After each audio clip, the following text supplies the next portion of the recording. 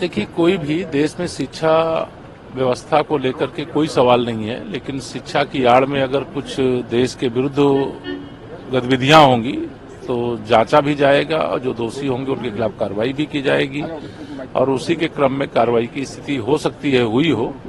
और आने वाले समय में हम लोग इस दिशा में यह मानते हैं कि जो भी गलत रास्ते अपनाएं वो सब सही रास्ते पे आवे, क्योंकि सही रास्ते में उनको भी कोई समस्या नहीं होगी, प्रदेश और देश को भी कोई समस्या नहीं होगी। देशों से ज्यादा फंडिंग हुई है, ऐसा आया है उसमें? नहीं, अभी जो भी आया है मैंने कहा कि उसकी जांच करके जो भी कहीं कुछ गड़बड़ होगा उसके हिसाब से कार्रवाई होगी।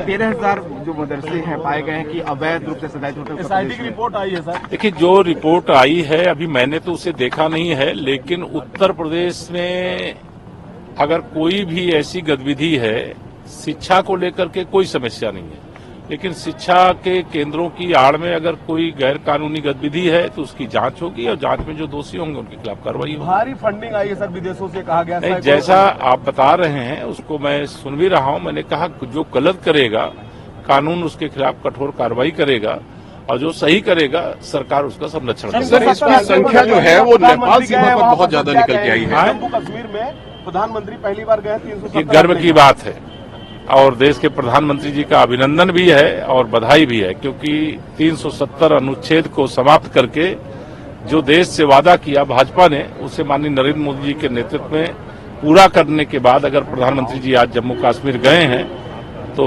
यह जो भारत के माथे का मुकुट है, भारत माँ के माथे का, उस मुकुट की सज्जा बढ़ गई है, उसकी खूबसूरती बढ़ गई है, उसका मान बढ़ गया, सम्मान बढ़ गया। ये गर्व का दिन है, प्रसन्नता का। सर, पूजा पाल ने आज आपसे मुलाकात की थी। है कानपुर में 2 गैंगरेप के लड़के ने आत्महत्या कर ली थी, कल उनके पिता ने भी आत्महत्या कर ली है और कानून व्यवस्था का सवाल मैंने देखा नहीं है। और अगर कोई भी उत्तर प्रदेश में गैर कानूनी कृत्य करता है तो उसके खिलाफ कार्रवाई होती है और कोई ऐसी बात होगी तो देखा जाएगा। हमारी सरकार पूरी तरह से प्रदेश में कानून व्यवस्था को और सुदृढ़ करेगी। किसी भी स्थिति में हम गैर कानूनी गतिविधियों को प्रदेश में होने नहीं देंगे और जो भी दोषी होगा उसके खिलाफ कड़ी कार्रवाई होगी। सरकार ने SIT गठन किया था जांच के लिए। 13,000 मदरसे जो है उत्तर प्रदेश में अवैध पाए गए हैं। SIT ने अपनी रिपोर्ट सबमिट कर दी है।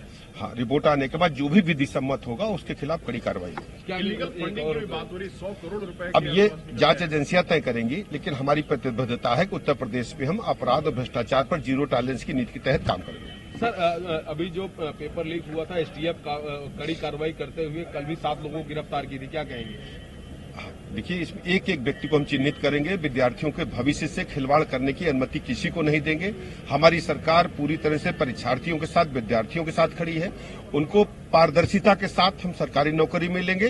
किसी भी स्थिति में हम इस प्रकार की कोताही को बर्दाश्त नहीं करेंगे, चाहे अधिकारी हों या जो इस प्रकार के त्वचा लीक कांड में शामिल निजी व्यक्ति हैं, उनके खिलाफ कड़ी कार्रवाई होगी।